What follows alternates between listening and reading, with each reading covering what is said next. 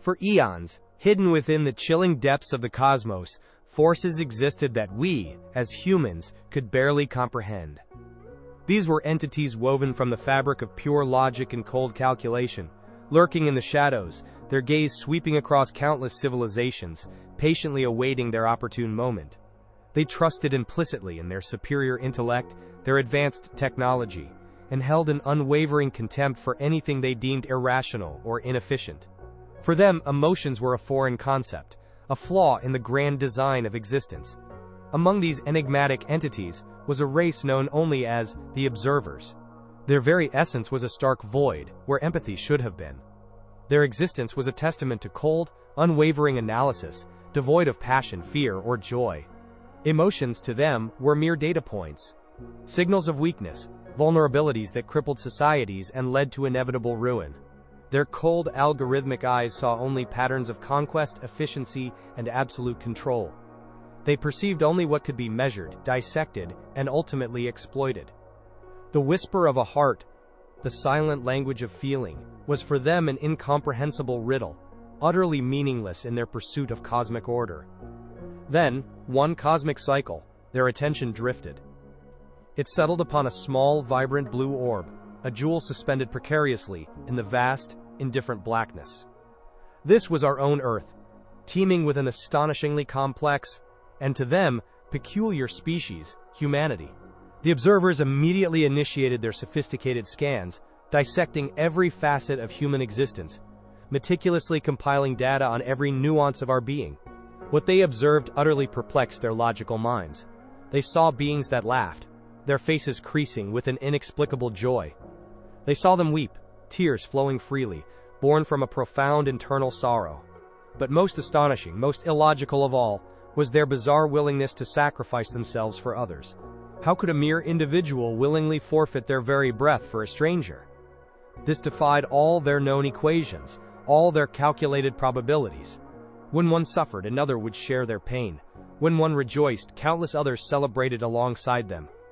This was all new, utterly alien to the observers. In their coldly scientific minds, these emotions served no logical purpose. They were but burdens, weights that dragged humanity down, diminishing its efficiency and capability. They concluded, with chilling certainty, that this emotional display was nothing more than a sign of foolishness, a deep-seated flaw that rendered humans inherently weak. The observers, in their profound arrogance, misinterpreted this fundamental aspect of humanity. This, quote, weakness, as they saw it, was humanity's greatest failing. These emotions, these inexplicable bursts of happiness, these crushing waves of grief, these irrational bonds of love, this perplexing compassion, were to them merely precursors to pain and ultimate destruction. A debilitating disease, slowly but surely devouring humanity from within. They quickly decided that this, quote, disease was not something to be avoided, but rather something to be exploited. Their objective became horrifyingly clear. By shattering these emotional pillars, they could effortlessly conquer humanity, bending it to their will. For them, Earth was an easy target, a species hopelessly entangled in its own emotional complexities. They pinpointed 3 specific emotions, believing them to be humanity's most crippling vulnerabilities: empathy, love, and grief. In their vast, calculating intellects, these were the perfect entry points, the very fissures within the human psyche that once widened would allow them to infiltrate and dismantle humanity from the inside out. Little did they know, these fissures were not weaknesses at all, but rather the very gateways to humanity's resilience, its enduring strength. These were the fundamental forces that not only protected humanity, but forged it into an unbreakable spirit in the face of any adversity. They believed that by dissecting and severing these emotional ties, by fragmenting humans into isolated, desperate individuals, their dominion would be simple, swift, and absolute. The observers launched their first assault. Their target: empathy. In their cold, calculating assessment, empathy was a fatal weakness, a parasitic flaw that dragged individuals into the suffering of others, thereby diminishing their own strength and resolve. Their strategy was insidious. They began by subtly sowing the seeds of small-scale catastrophes across Earth. Plagues of engineered diseases swept through populations, decimating cities, and leaving behind trails of agonizing suffering. Famines, orchestrated by their unseen hand, withered crops and left millions starving. their bodies frail, their hopes fading with each passing day. The observers' objective was simple, yet chillingly effective. They sought to fragment humanity, to force individuals into a desperate, self-preserving isolation. They believed that when faced with overwhelming despair, humans would abandon one another, succumbing to a primal urge to survive at any cost. They watched, their dispassionate sensors recording every heartbeat, every desperate plea. City after city became battlegrounds against unseen contagions. Hospitals overflowed, their corridors echoing with the moans of the afflicted. People lay on cots, their faces etched with pain and fear. The observers expected to see a swift descent into chaos, a ruthless every-man-for-himself struggle. They anticipated a breakdown of social order, a spiral into selfish preservation. But what unfolded before their unblinking gaze was not what their algorithms had predicted. The outcome was utterly, bewilderingly unexpected. Their meticulously compiled data, their infallible projections, proved unequivocally wrong. Instead of turning on each other, humanity reached out. Doctors, defying their own exhaustion and the very real threat to their lives, continued to treat the sick, their hands steady, their compassion unyielding. Ordinary people, themselves battling hunger and illness, shared their meager rations with the starving, offered their last sips of water to the thirsty. Strangers, who had never met before, became pillars of support for one another, their shared humanity a silent, powerful bond.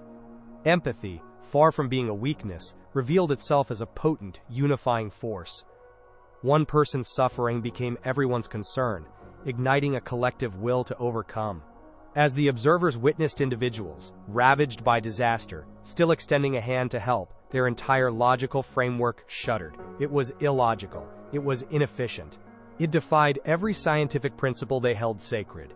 Undeterred, though bewildered, the observers launched their second, more intricate assault. This time, their target was love. They had reasoned that love, with its inherent vulnerability and deep emotional investment, was the ultimate Achilles heel. Relationships, in their view, were mere transactional arrangements, formed out of fleeting necessity or biological imperative. If these bonds could be broken, they theorized, humanity would unravel from within, leaving individuals isolated and powerless. They set about their insidious work. They wove intricate webs of doubt and suspicion, subtly injecting discord into the most intimate of relationships. They magnified minor misunderstandings into raging conflicts, turning spouses against each other, friends into bitter rivals, and parents against their own children.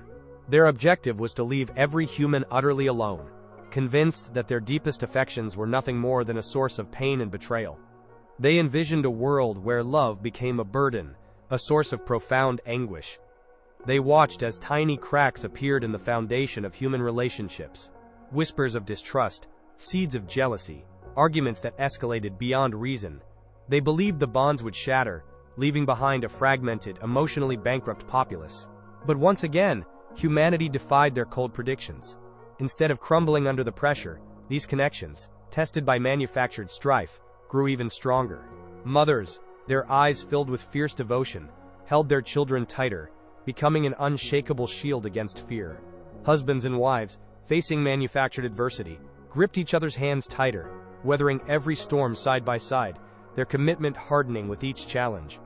Friends, their loyalty tested to its limits, reaffirmed their trust, offering solace and unwavering support. Love proved unconquerable. It was a chain that, the more it was pulled and strained, the stronger and more resilient it became. The observers' frustration mounted, bordering on an emotion they themselves could not comprehend, bewildered rage. The situation was slipping from their control. How could these illogical, emotional beings possess such unbreakable resolve? Their calculations, their sophisticated algorithms, all were failing. Each attempt to dismantle human emotions only forged them into something harder, something more enduring. It was as if they were striking a stone with a hammer, and each blow, instead of shattering it, was simply polishing it to a brighter, more defiant gleam. Finally, the observers unleashed their last, most devastating attack. This time, their focus was grief. They believed grief was the ultimate breaking point, the emotional void that would shatter the human spirit, stripping away all hope and resolve. When individuals lost everything, they reasoned. When their deepest attachments were severed, there would be nothing left to fight for. This was their definitive, final blow. Designed to obliterate any lingering spark of resilience, they unleashed large-scale devastation upon Earth. Cities, once vibrant hubs of life, were reduced to desolate ruins. Homes became rubble, dreams turned to dust. They engineered cataclysms that tore families apart, snatching loved ones away in moments of terror. The air became heavy with the stench of smoke and despair, filled with the echoes of screams and the mournful cries of the bereaved. Grief, in its rawest, most agonizing form, tore through humanity. It shattered hearts, scarred souls, and shook the very foundations of their beings. Humans wept, they wailed, they mourned, their bodies racked with an unbearable pain. The observers were certain humanity had finally yielded. This was the end. But within this profound sorrow, a new, unexpected spirit began to blossom. When one human cried, another reached out to wipe their tears. When one was left homeless, another offered shelter, a warm meal, a quiet moment of solace. Humans began to lean on each other, to share the unbearable weight of their losses. They organized solemn ceremonies to remember their fallen loved ones, not just in individual homes, but in vast, communal gatherings that stretched across cities. They sat together, sharing stories of those they had lost, their shared grief not a dividing line but a unifying force. Grief, far from separating them, drew them closer, forging an unspoken, unbreakable bond. It did not extinguish the fire within them. Instead, it fueled it, transforming pain into an unyielding resolve. This was the genesis of the unbreakable spirit. The spirit that unites humanity in its darkest hours, pulling it from the brink of despair. When the observers witnessed humanity, broken yet standing, their hands clasped together, moving forward despite unimaginable loss, they finally understood. Their entire framework of understanding collapsed. Human emotions were not weaknesses. They were vital, powerful forces, capable of navigating any storm, forging a path through any desolation. They were the very essence of defiance. The observers simmered with a cold fury, their logical minds unable to reconcile the anomalies they witnessed. Their calculations screamed betrayal, their algorithms spiraled into chaos. In their eyes, this human resilience was nothing short of an illogical affront to their cosmic dominance. Their dispassionate optics flickered with what, in a less advanced species, might have been mistaken for pure rage and utter disbelief. They had meticulously analyzed every weakness, yet these primitive beings continued to defy their every projection. It was intolerable. They made a final, desperate decision to unleash their full, overwhelming might upon Earth. This was their ultimate, final solution, a decisive blow designed to eradicate humanity entirely, to extinguish every last spark of this baffling emotional madness before it could spread its infectious irrationality across the cosmos. They were convinced that this final, crushing assault would break humanity, scattering its fragments into the cold dust of space, forever silenced. But they had made a profound, monumental error, a mistake born from the very arrogance of their emotionless existence. The empathy, the love, and the grief that they had sought to dismantle had, instead, forged humanity into an unbreakable alloy. Every individual, every nation, every creed, once divided by countless differences, now stood as one. Their hearts beat with a singular purpose, their gazes fixed on a common enemy. The very emotions the observers had deemed weaknesses had transformed into an indomitable strength, radiating outwards, a palpable force that defied all scientific explanation. There was no hatred in their eyes now, only an unyielding resolve, a collective defiance that shone brighter than any star. For thousands of years, humans had been locked in endless conflicts with each other. Nation against nation, city against city, individual against individual. Blood had been shed over trivial differences, land had been scarred by countless wars. But on this day, as the observers descended for their final devastating attack, every single human being stood united. Their hearts pulsed with a shared objective: to protect Earth, to safeguard the very essence of humanity. The screams that once echoed with sorrow now rang out with a fierce, burning defiance, a primal roar of courage and unity. Every drop of blood, every tear shed, every act of kindness in the face of despair had led to this moment. The observers watched, their vast, complex system struggling to comprehend the unfolding reality.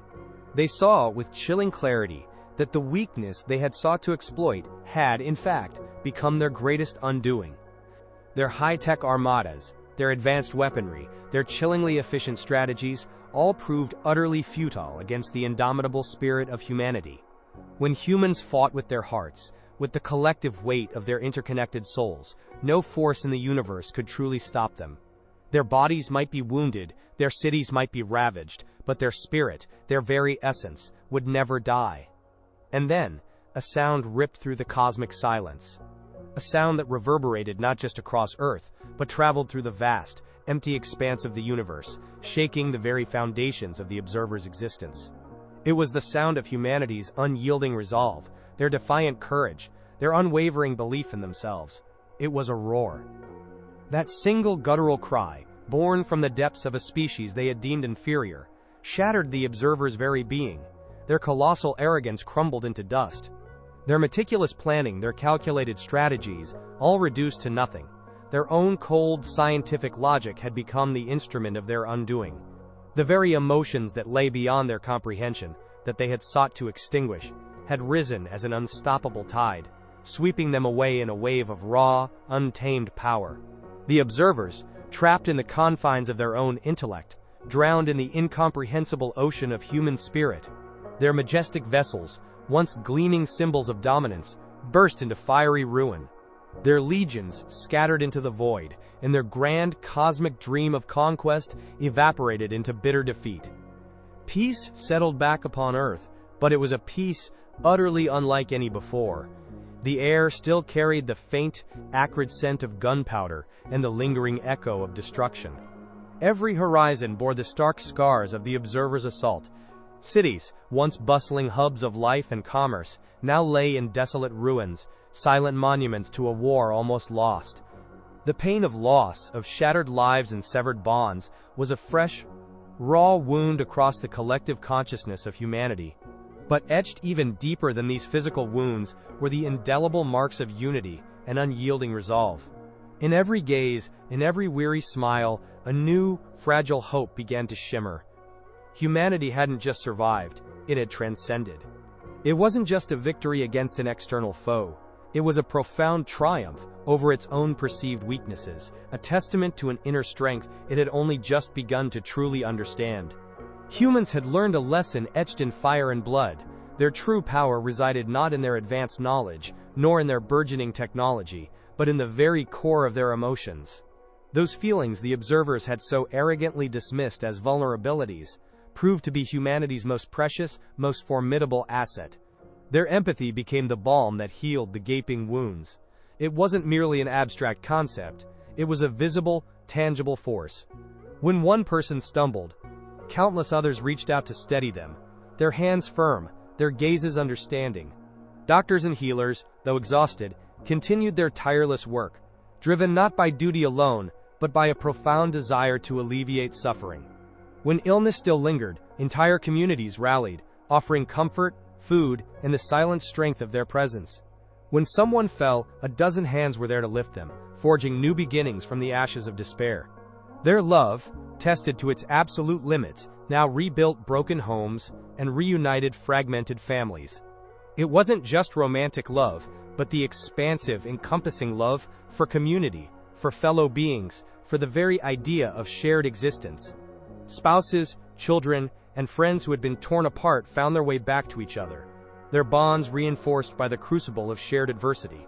They learned that relationships were not fragile constructs, but unbreakable fortresses, capable of withstanding any onslaught. People began to truly cherish their loved ones, understanding that love was not a fleeting necessity but a blazing internal power that illuminated their souls and guided them through the darkest nights. And their grief? Grief, the very weapon meant to break them, had instead hardened their resolve. It became a solemn, constant reminder of life's precious fragility and the absolute necessity of unity. Every tear shed was a droplet that bound them closer. Every shared ache, a thread that wove them into an even tighter fabric. Grief taught them the profound truth that even after the most devastating defeat, one could rise again. From shattered fragments, something infinitely more beautiful, more resilient, could be painstakingly, lovingly constructed. It was the pain of loss that fueled their determination to build a future where such loss would never be in vain. Across the cosmos, the remaining observer factions received the chilling reports. The echoes of the Earth's defiant roar reached their distant calculated civilizations. This wasn't merely a strategic loss, it was an ideological earthquake. Their colonies, their vast networks of collected data, buzzed with the incomprehensible truth. They were forced to reevaluate every single tenet of their existence. Never again did they dismiss human emotions as mere weaknesses. They began, perhaps for the first time, to understand that humanity was defined not by its perceived frailties, but by the very forces they had sought to annihilate. Their research had yielded the exact opposite of its intended result. The very quality they had come to extinguish had, ironically, extinguished them. Their grand hypothesis about emotional weakness had been brutally, undeniably disproven by the very subjects of their study. And even today, across the vast, silent tapestry of the cosmos, wherever humanity's scattered presence can be found, its unbreakable spirit lives on. It's a spirit that beats within every heart, flows through the veins of every nation. It's not just a memory of a distant war, it's a living, breathing force. Whenever adversity looms, whenever darkness threatens to engulf, this very spirit rises, lifting humanity to its feet, ready to face whatever comes next. It's the silent promise whispered in the wind, the unwavering flame in the deepest night. Alahev. This isn't merely a story from the annals of time. It is a profound, vital reminder. A testament to a truth far greater than any alien calculation or logical deduction. It tells us that no matter how diverse we may be, how separated by borders or beliefs, it is our shared emotions that bind us. We may differ in color, in language, in creed, but within our hearts, the same fundamental emotions beat in unison. When we extend empathy, when we give love, and when we stand together in grief, we become the strongest force the universe has ever witnessed. Our collective heartbeat becomes a symphony of defiance, a melody of hope that resonates through the void. These very emotions are the wellspring of our strength, the unwavering power that pulls us through every ordeal, every challenge. Empathy, love, and grief. They are not weaknesses. They are, in fact, humanity's greatest strengths, the very pillars upon which our existence is built. They are the bedrock of our resilience, the unshakable foundation of our collective soul. As long as this profound power endures, as long as humans continue to stand for one another, hand in hand, heart to heart, then humanity faces no true threat. We are, and always will be, more than the sum of our parts. Remember this: humanity doesn't just survive, it stands against every challenge, every impossible odd, and declares with an unyielding roar, "Fuck yeah!"